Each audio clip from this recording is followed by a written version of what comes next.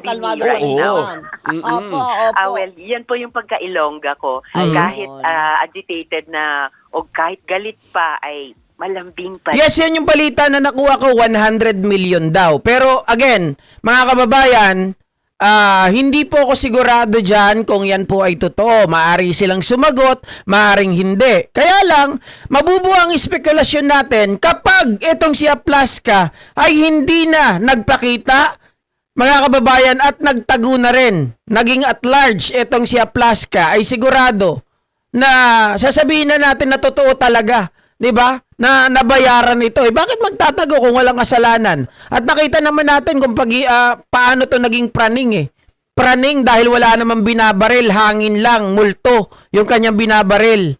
Yan. Oo. Tama yan. Huwag po tayo wag po natin pupukpukin ang mesa. Kawawa naman ang Ay, mesa. oo. Wala namang ginagawa. Correct. Basta ng kamay baka madami. Oo. The Senate was under attack. Ang katanungan po ng lahat, syempre lahat ng mata at tenga ng ating mga kapamilya ay naandyan ngayon sa Senado. So ano po ba ang preparasyon na ginagawa ng prosecution team? Tama ba ako, partner? Minority block. Opo. Paghahanda para sa alin po sa marami ngayon. Unang-una yung Sa impeachment? pag-usad na po ng Of course. impeachment. Yes, well, formal na pong nagsimula yung impeachment trial. Kay VP Sara Duterte. Nanumpa na nga po kami nung nakaraang linggo bilang nitong linggo bilang senator judges. Nag-issue na rin po ng writ of summons ang impeachment court kay VP Duterte. Mayroon siyang sa konteksto ng mga advance ko lang lalong importante na ganung naramdaman na ang big boobs, iba talaga, hindi lang ang aura namin, yung pakiramdam. Ay, totoo. So lalo, diba? Ibang-iba dahil ngayon, judge ang mga ito. Dapat ba kaming ma-intimidate? Dapat ba kaming matakot? At makakaasa ba kami na talaga na salpukan talaga ito ng mga legal minds? Tama ba? Well, bago pa ang anumang posibleng salpukan ng legal minds sa harapan Live po ito, live. namin. Talagang pag naka-robes, iba talaga, hindi lang ang aura namin, yung pakiramdam. Ay, totoo. So lalo, diba, lalong kung naramdaman na ang bigat talaga, literally, nung responsibilidad namin na pakinggan mabuti, yung mga sasabihing ebidensya, witnesses, at yun Correct. lamang ang findings ng PNP tungkol dun sa terribleng Po inatake ang Senado last bayan. Mabukod po doon sa impeachment, may mga iba pang Eto issue na. na surrounding sa Senado. Kabilang po dyan yung naging statement kahapon ng DILG na ang sinabi ay hindi daw po inatake ang Senado last May 13. Ano pong pananaw po ninyo dito, Sen? Well, literally pananaw, ano yung natatanaw ng mata ko. So, in-acknowledge ko po yung findings ng PNP tungkol dun sa terribleng shooting incident sa Senado. Kita naman po, at ito po yung natatanaw ng ating mga mata, kita naman sa video footage kung sino ang nagsimula at paano nagsimula ang putukan. Pero dapat malaman talaga, bakit, why were shots fired in the first place? Na never nangyari dati sa Senate. Ano ba talaga ang rules of engagement doon? Correct. At nasunod ba? Nasunod ba yung rules na yon sa nangyari sa Senado? So, kailangan ding masagot pala, yung issue ng gunpowder residue di umano sa NBI driver na inaresto. Nag-positive, opo. Nag-positive daw. So, lahat niyan, bahagi ng kwento, unti-unting binubuo ng investigasyon. So, hihintayin talaga, aabangan natin yan, yung resulta ng ongoing probe ng DOJ Panel of Prosecutors. At sa huli, kung lalabas sa investigasyon na may mga dapat managot sa ilalim ng batas, dapat silang panagutin talaga at walang takipan po. Sen, nakikita nyo ba na dapat ang investigation ay gawin mismo dyan sa inyo, kayo mismo sa Senate? Isang komite, probably isang komite, or hayaan na natin ang CIDG, ang ombudsman na magpatuloy nitong investigation? Oo nga. Well, wala namang pong nagpipigil na kami rin ay magdaos ng isang investigasyon. In fact, isa po ako sa nag-iisip na kumilos para mangyari yun, as of last week. Pero kung mayroon na rin pong CIDG at ibang offices na investigasyon, hindi naman po masama yun. Pwede pong mag-complement sa isa't isa dahil iisang set lang naman ng ebidensya ang aming tinitignan. Opo. Correct. Nangyari po ito May 13, nag-start ang session nyo po ulit last Monday, Tuesday. Yeah. Ang komento ng ilan, bakit pagdating sa plenary, ni walang open discussion about this? Ganyan ba? Hindi pa tapos ang kwento naman kasi. So talagang itong mga araw na ito, abangan na hindi namin hahayaang patulugin lang yung issue ito. And the fact na mayroong ongoing investigation ng separate agency sa aming institusyon, kahit may gustong kalimutan na lang ang nangyari, hindi po kami papayagan at hindi rin kami papayag na ibaon na lang sa limot ito. Tama, Opo. 'di Pero ba? ano po ba dyan ay handa na panagutin din? Kasi you were talking about culpability, Yes. accountability. Pero Opo. paano po yung isa yata sa tinitignan na persons of interest, ay kabaro niyo po. Tapos yung isa po, yung mismong siya yung sentro, yung main character na Opo. tinatawag. Itinatanggi, nang inuso niya po Oo. si Robin Padilla at saka si SP na siya nagtulong sa kanya. So Oo. paano po ninyo pananagutin itong mga ito? Well, pareho sila at baka mas marami pa sa Ano daw mga Senado. kababayan? Ano yon? Ano yung sinasabi ni Doris? Na may nagnguso, mga kababayan, na si Robin at itong si Alan Peter ang nagutos. So, umamin na ba siya, Plaska? Hindi ko ba naririnig yun, ha? Mga kababayan, umamin na tinutusan lang siya ni Robin at ni Senate President Cayetano? Ganun ba? Eh, dapat siguro, mga kababayan, kasuhan na yung mga yan. SP na siya nagtulong sa kanya. Oh. So paano po niya itinatanggi? Nang inuso niya po si Robin Padilla at saka si SP na siya nagtulong sa kanya. Oh, tingnan nyo mga kababayan, inginuso. Di ba? Inginuso daw. Naku, nilaglag na pala ni Aplaska itong si SP at itong si Robin Padilla. Naku mga kababayan, may script talaga na nangyari. Oh. So paano po ninyo pananagutin itong mga ito? Well, pareho sila at baka mas marami pa sa Senado Oo. ng mga tao sa buong Oo, hearing namin. kasama Ay, si talagang Amy. Dahil nakita sa mga video o pinangalanan so far o mismo, gaya ng sinabi nyo nga, Miss Doris, mismong sa kanilang mga bibig ay may sinabi tungkol sa kanilang gawain. Hindi maiiwasan po, iilalim din sa investigasyon. Dahil paano tayo sisingil ng accountability? Paano natin pananagutin ang mga tao kung Correct, correct. lumabas yung katotohanan tungkol sa kanila? At kahit dun sa isang binanggit nyo na naging sentro nitong lahat ng gulo nitong nakaraang 2 linggo, talagang para maiwasan yung anumang karahasan muli sa loob at sa labas ng Senado, nanawagan po ako sa kanya na mag-submit at makipagtulungan sa alagad ng batas ukol sa kanyang ICC warrant. At kasama siya dun sa partner? Kasama po ba kayo ma'am dun sa nagsabi na sumuko ka na ba to? Parang gano'n. Actually, kay si Cedrisa yung unang nagsabi Ayun. na ang statement na, lahat naman ng ito is Dapat pala siguro mga kababayan, ang ilagay dito, the member of the Senate majority, mga kababayan, attack themselves. Di ba? Oy, pero nagulantang ako doon sa sinabi ni Doris, mga kababayan, na nag-inuso na raw ni Aplaska na nagturo sa kanya. Kung tama ako ng pagkakarinig, correct me if I'm wrong, na inuso na raw ni Aplaska kung sino yung nagturo sa kanya. Di ba? si Robin daw at si SP. Kita nyo na? Kung totoo yan, mga kababayan, bumubuo na yan ngayon doon sa atin pong spekulasyon na totoo talaga na minura-mura ni Bato de la Rosa itong si SP Cayetano para gawa ng paraan, mga kababayan. Di ba? Dahil siya nagpahamak para mapalitan itong sitting Senate President na si Soto. Kailangan lumabas si Bato para mabuo yung kanilang 13. 'Di ba? Na kung saan pinangako ni Alan Peter Cayetano, wala pong warrant of arrest. But then again, nabuluga sila. Meron palang warrant of arrest, nakaabang ng NBI with Trillanes pa at that time, mga kababayan. Kaya, sabi ko, totoo na nasabon talaga ito. Minura ito ni Bato. Kasi nagsisisi si Bato and sinabi niya sa pahayag niya na kung alam ko lang na merong warrant of arrest na nandyan na at may nag-aabang na sa akin, hindi talaga ako magpapakita. 'Di ba? Mga kababayan, may laman yun May laman yun. So, ibig sabihin, may nangako sa kanya na walang warrant of arrest. Kaya talaga siya nagpakita. isa lang naman ang dahilan. Yun. Si Senator De La Rosa, kaya dapat subuko na. Tama ba, Sandri? Correct. Kasi nga, yung institusyon namin at yung tiwala ng mamamayan sa Senado na desecrate Lahat para sa isang tao na ayaw humarap sa batas. So, oo, isa ako sa 5 na pumirma sa resolusyon na pinangunahan ni Senator Kiko Pangilinan nung nakaraang linggo pa. Correct. Na inuudyok siya na sumuko sa ating mga otoridad at hanapin ang lahat ng legal remedies niya sa Correct. ilalim ng konstitusyon at mga batas at rules natin. Opo. Ay, nakakapanghina Ay, lang talaga. ako. Sen, Yeah, I'm so sorry talaga. Sobra din nga. akong nalulungkot, nagagalit, nahihiya sa tao. Historic low ito sa sa bayan natin. At Of course, para i-save si Sara. Yun naman talaga yun eh. 'Di ba? Para magpalitan sila. Hindi lang, tatlo ang nagiging dahilan na ngayon na lumalabas na ito ay base sa facts na. Mga kababayan, yung una, magpalitan ng liderato, inamin niya ni Bato. Pangalawa, inamin niya rin kay Mel Chanco because of the impeachment. 'Di ba? Syempre mga kababayan,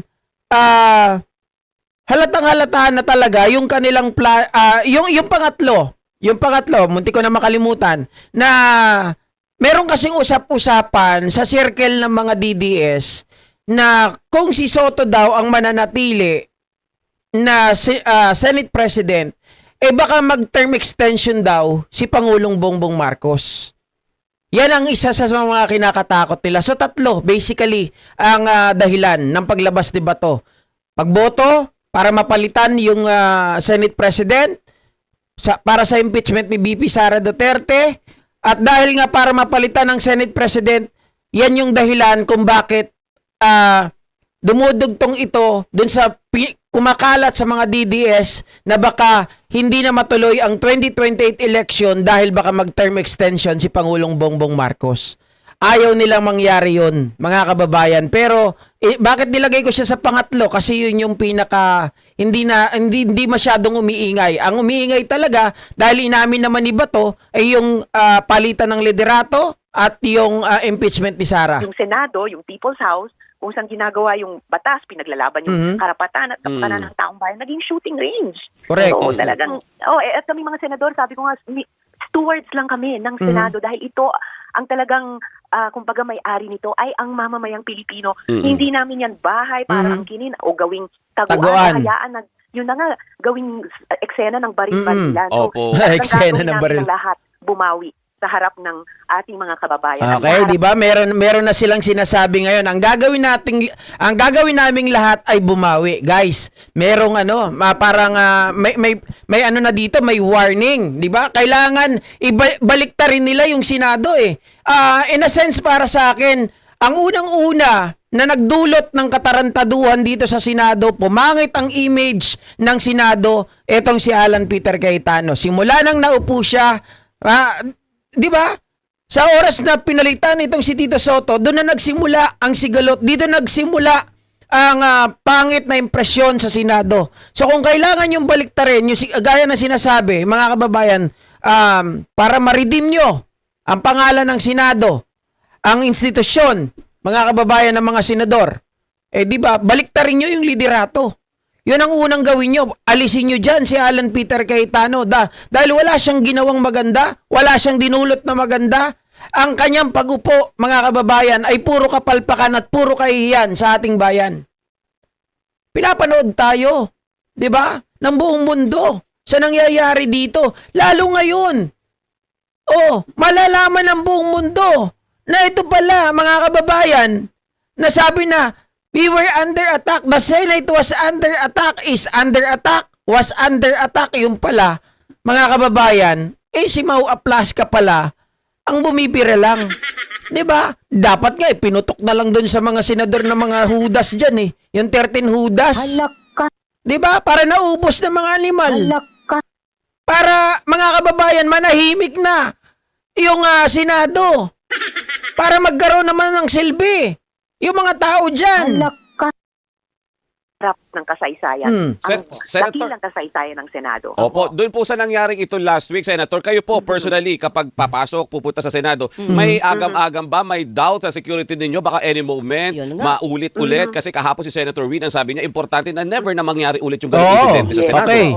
So ngayon, pag sinabing never na mangyari ulit, maulit, di syempre mga kababayan, kasi kung nandyan pa si Alan Peter Cayetano, posible na mangyari ulit yan. Kaya kailangan, gawan nyo na ng paraan, alisin nyo na si Alan Peter Cayetano. And I do believe, naniniwala talaga ako mga kababayan na inantay muna ang investigasyon na ilabas, ang findings ng investigasyon na to bago kumilos. Diba? Wala na silang ibang dahilan eh. Nandito na lahat, nakalatag na. Ang pinakamabigat na grounds para alisin si Cayetano kasi wala na mag-iisip eh. Wala na mag-iisip na ito ay politika lang, 'di ba? pwedeng maging basihan dyan or maging grounds sa sabihin ng mga senador, kayo ba naman lumagay sa sitwasyon namin, hindi mo patatanggalin yung tao na nagdulot lahat ng kaguluhan dito? Kung sana ibinigay ng maayos si Bato o kaya tumupad sa usapan nila ni NBI Director Matibag na merong Senate Protective Custody, dapat, di ba? Nakipag-coordinate sila o kaya etong si Bato de la Rosa ay hindi pwedeng patakasin. Halatang-halata na pinatakas talaga ni Cayetano dahil sa init ng ulo ni Bato. Ayun talaga ako kay Senator Sherwin. And talagang nung nakaraang linggo, nalungkot talaga ako na nakaramdam ako na, oh my God, nitong nakaraang dekada na nagtrabaho ako dyan sa Senado. Kahit pa sa worst years nung nakaraan, at least para sa akin ang Senado ay safe space. Kasi doon kami nagtatrabaho. Kaya hindi ko talaga matanggap na nagkaroon ng mga armado na may heavily armed, nagkabarilan doon.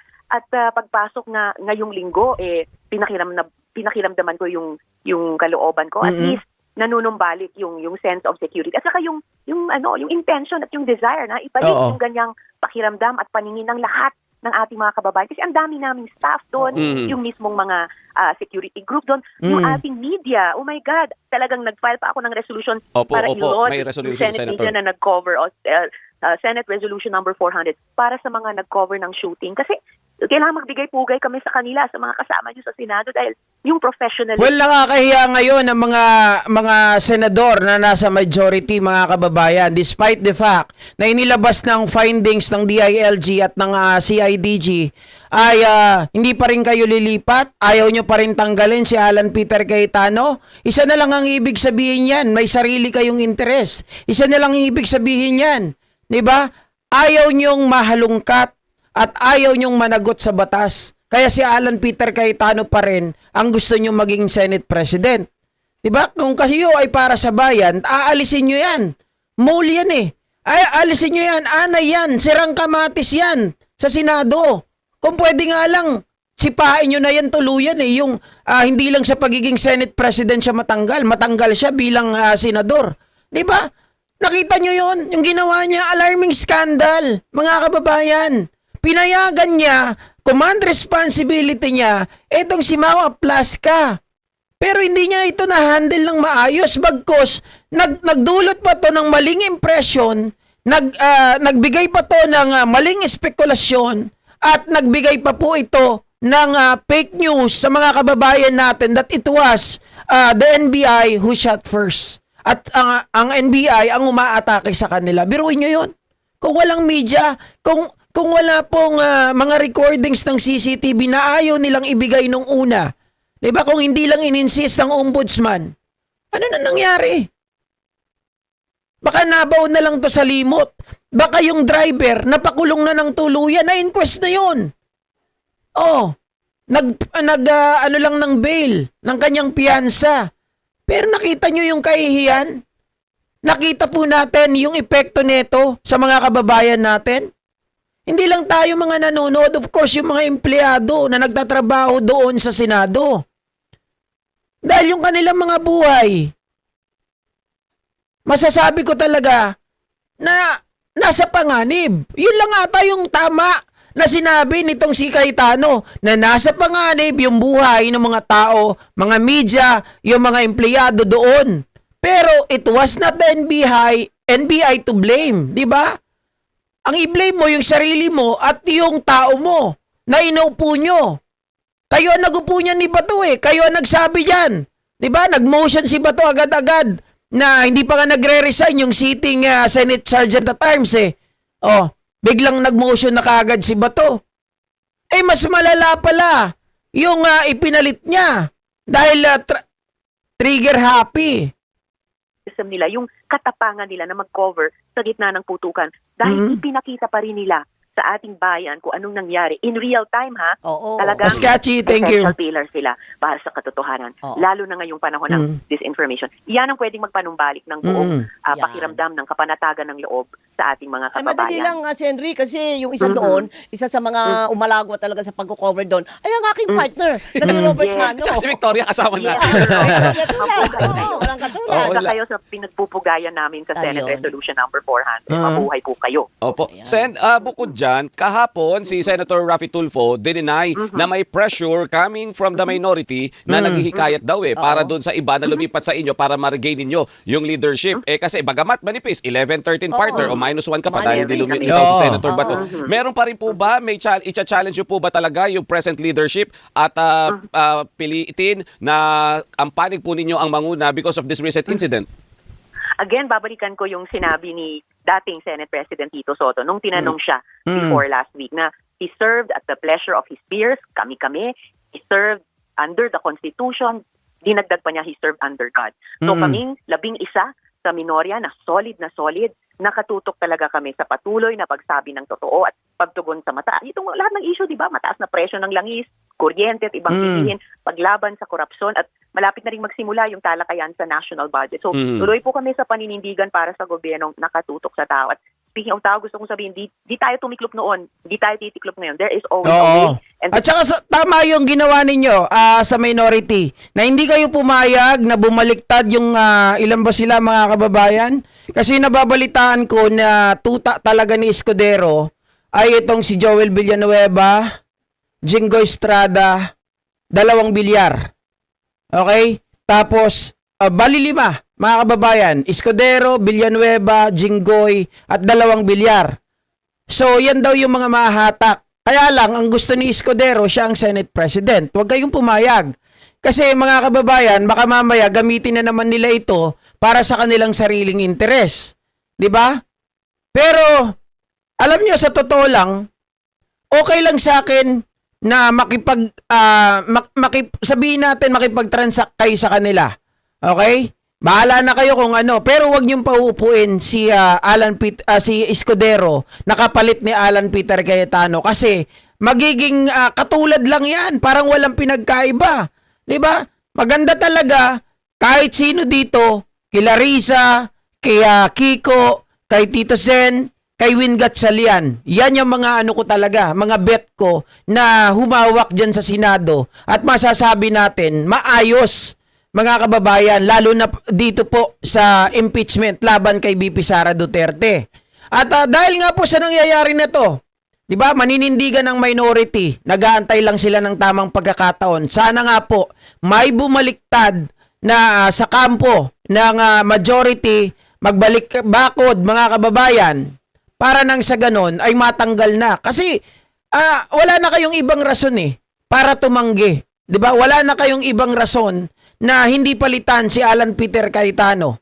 Nakita nyo na yung pagkakamali. It's not just a small mistake. 'Di ba? Malaking pagkakamali yung ginawa dito ni Cayetano.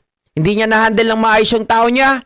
Hindi kayo napaalis, na-evacuate ng maayos, na nalagay sa alanganin ang inyong mga buhay. Kasi mga kababayan, command responsibility kayo ni Alan. So dapat kapag merong gulo, merong ganyang barilan, ang unang gagawin, ilabas kayo sa premise. Alisin kayo doon para hindi kayo madamay kung magkaputukan.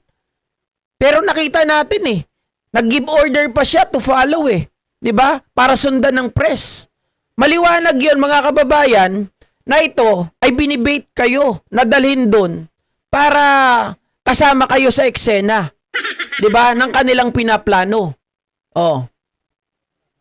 At protective custody.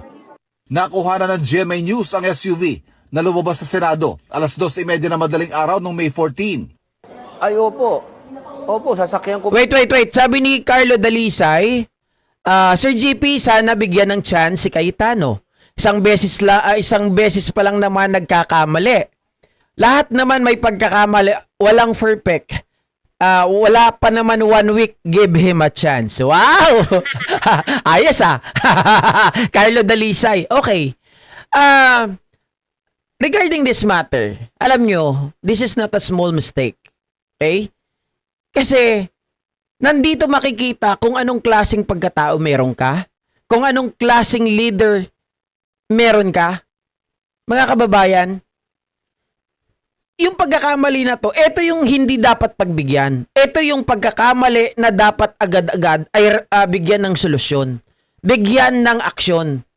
Kasi the fact, mga kababayan, na sa unang pagkakataon ay malaki na yung pagkakamali mo dito na biruin mo, hindi lang isa to eh.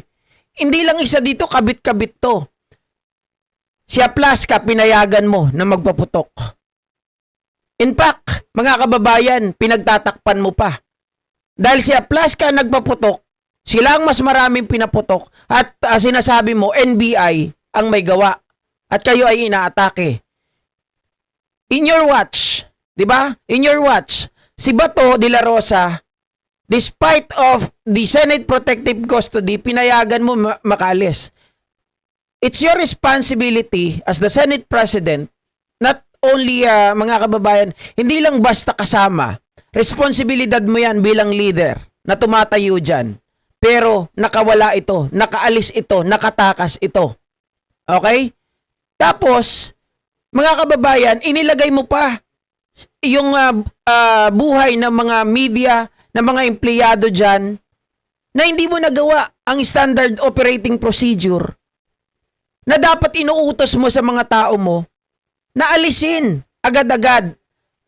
I-save yung mga kasamahan mo na baka mamaya sa dulo maging casualty. 'Di ba? Hindi mo nagawa 'yon. So bibigyan mo pa ba ng chance ang isang taong ganito kabigat ang kanyang pagkakamali? Sabi ko nga, hindi lang ito basta magaan na pagkakamali na agad-agad pwede nating patawarin, kalimutan at pagbigyan na lang at bigyan ng pangalawang pagkakataon. Hindi. Baka malala pa ang mangyari kapag ito pinabayaan na manatili po sa Senado. Na manatili na siya ang magsagwan sa Senado. Sabi ko nga po sa inyo, pang-apat pa pala, idagdag nyo pa yung driver. Yung driver na naging positive sa gunpowder. Kagagawan din ng USAA. Diba? O sino may plano nun? Siyempre, kabit na natin. Kaya plus ka. O, nahalatang halata para may madiin sila. Para may mapagbintangan at may maituro na talagang may tao doon sa Senado na NBI. Mabuti na lang may CCTV. Dahil kung wala na yun. Sakripisyong tupa na yun. Po yan. Pag wala na yung legal impediment to serve yung arrest warrant, di ba? Dapat, pag hiningi sa kanila ng Department of